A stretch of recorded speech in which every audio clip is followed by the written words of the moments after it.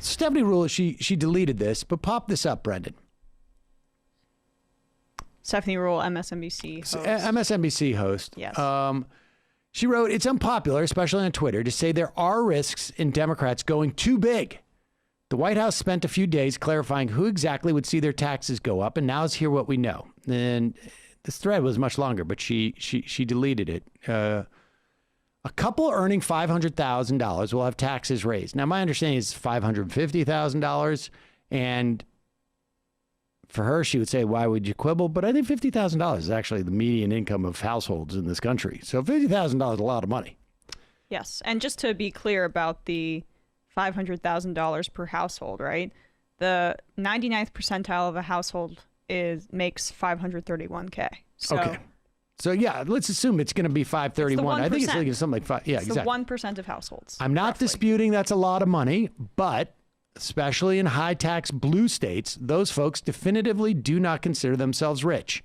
And even if it's a lot richer than the poor, those voters don't see it that way. Okay. Well, a lot of those people listen to you, so maybe that says something about your programming. Let's just stipulate that, okay, that's the case, that these folks are not educated as to where they are in the financial spectrum of things. Again, if you are a household that makes over $500,000, you are in the top 1%. Now, it may be the case in some of these wealthy blue states, or maybe New York City, I guess. I don't know. That you may not feel rich, but then you need to make a determination as to... I don't really care how people feel. Well, I mean, okay, I'm just going to grant that for the sake of... Now, the thing is, we don't have the rest of her tweets. I'm just doing this from memory, but she basically said she doesn't... she sort of distanced herself from the idea as she went on, because she was like, I think this might be a problem. She ended up deleting the tweets. Yeah, so that's the ultimate distance. And this isn't about Stephanie Ruhle. Yeah. Just want to make this clear. I mean, it's up to you, your assessment of Stephanie Ruhle. But so she said, this idea that and they're paying $50,000 for kids in college, for one kid in college, and they're paying high taxes. And they may not be excited about this pre-K, universal pre-K thing, and blah blah blah, because apparently their kids are older or whatever. Here's what's there's two ways of assessing this.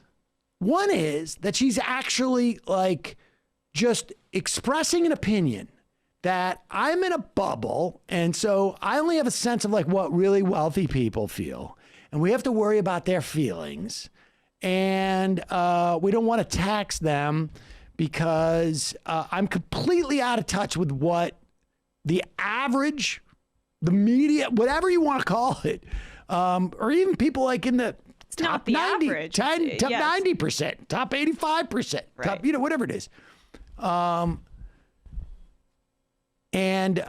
just expressing sympathy for them. She tried to sort of distance herself from that. Or she, as the host of a cable television show, is making an electoral assessment. Right. About, hey, if you piss these people off, that's going to hurt you in the midterms. She said the midterms.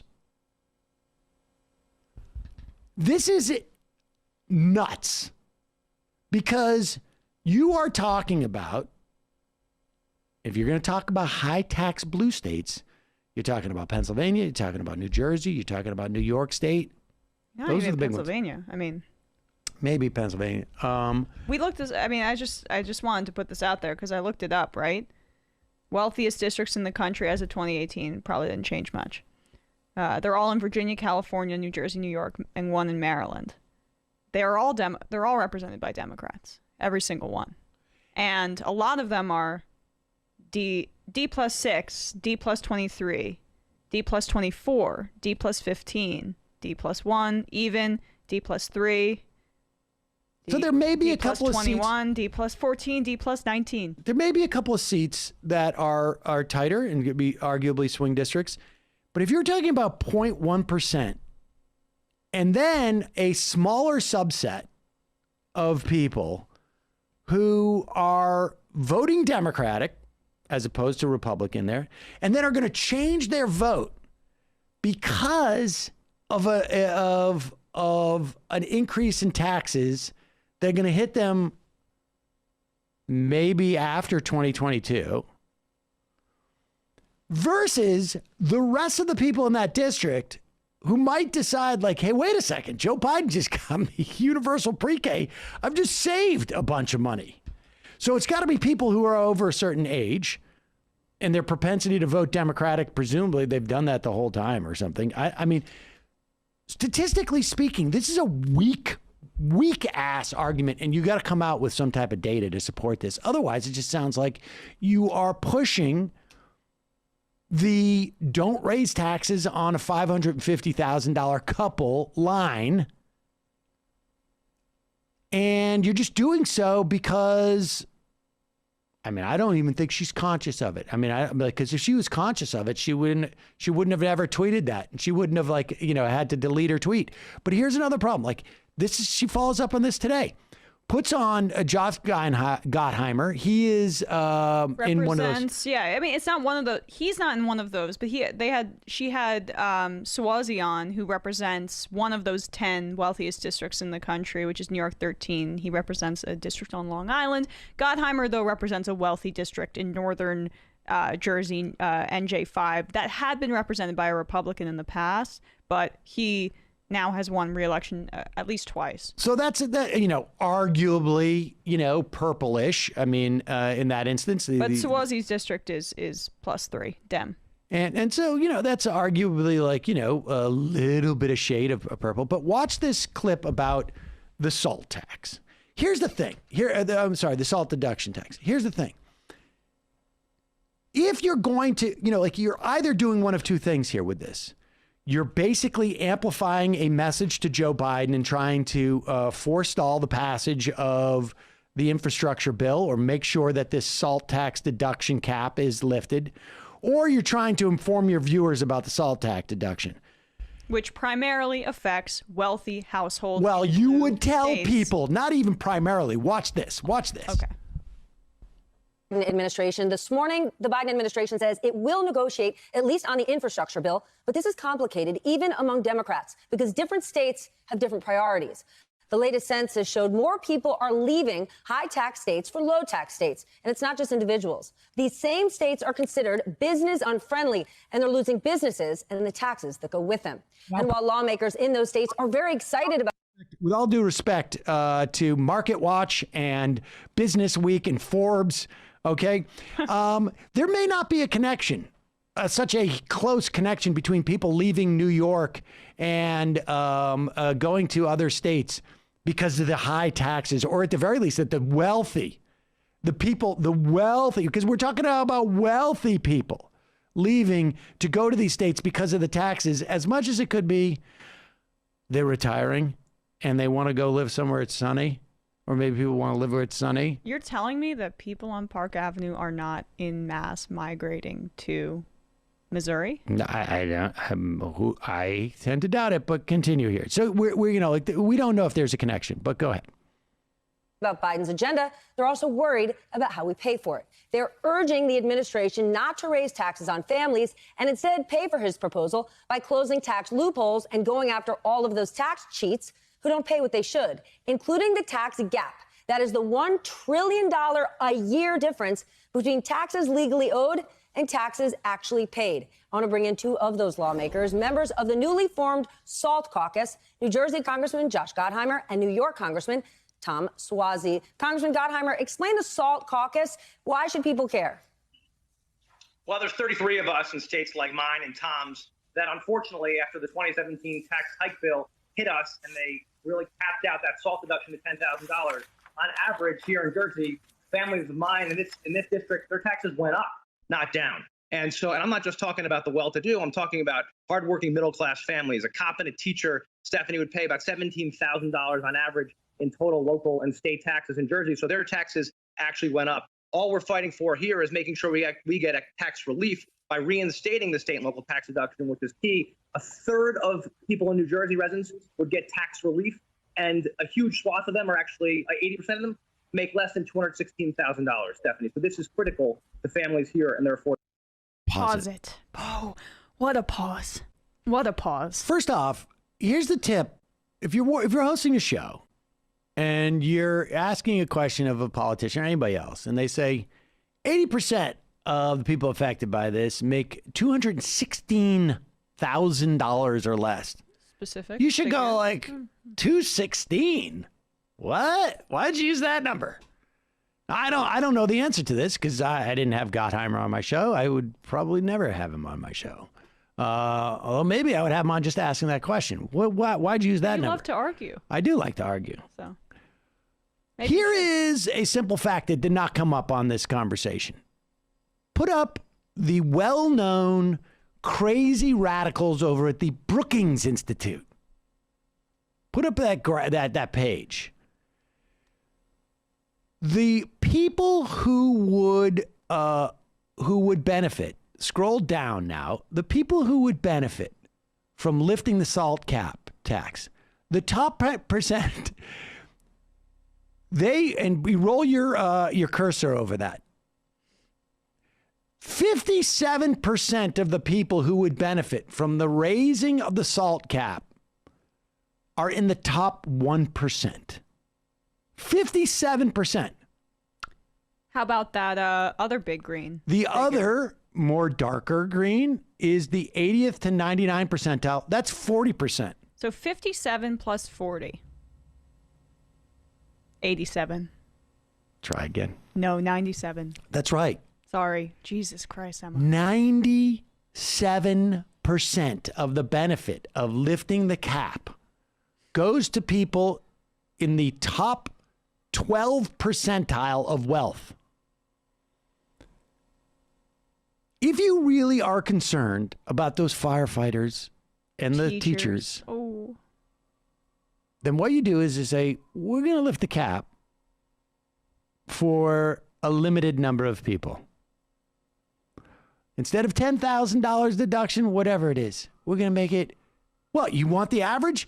I have a feeling when they put up those averages on that graphic, you take it to 17,000 or whatever it is, because what they're doing is they're averaging in these multi-millionaires who are paying, taxes, state taxes that are enormous because they're making a ton of money. And they're averaging that in with, the other 3% who are not making a ton of money, but maybe just hit some threshold. This is all just incredibly disingenuous. And it is just she is a machine that just pumps out these talking points. She complained about Joe Biden rhetorically on the campaign trail saying this campaign's about Main Street, not Park Avenue. And she complained that she had some friends who lived on Park Avenue. They were upset. I think we talked about in the past when she had Bernie Sanders on and just sort of sandbagged him when he had the audacity to go out and go like, calling for $2,000 checks. How in the world could that ever happen? Ultimately, it was Bernie Sanders calling for $2,000 checks that basically provided the Democrats the ability to say, we're not listening to Donald Trump when he suggested. We had suggested, the Democrats already suggested that.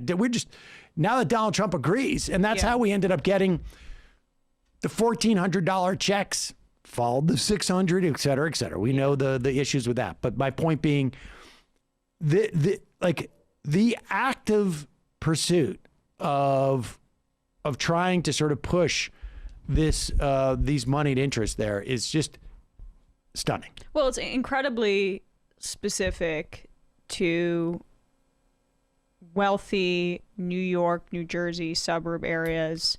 Say if you're in a suburb of DC in one of those Virginia or Maryland districts that I listed there, it's super applicable to that class, but it's presented, especially by Gottheimer and Swazi there, as if it's not. And I, obviously I probably wouldn't have Gottheimer on either because I know that presentation is going to be disingenuous, but it seems to be, at least on his end, purposeful. Yeah, well, it's also, I'm sorry, you can't you have these people on and you don't present the idea, the actual idea of who's impacted by these taxes. I mean, honestly, it's unbelievable. Rule's presentation has always been interesting to me because she kind of dresses these concerns up as like some sort of like representation thing, and that representation should be egalitarian and equal amongst everyone. Like all these voices should be elevated, like they aren't already the driving factor of policy and everything on how this country functions. It's very interesting for me to see her do representation for rich people.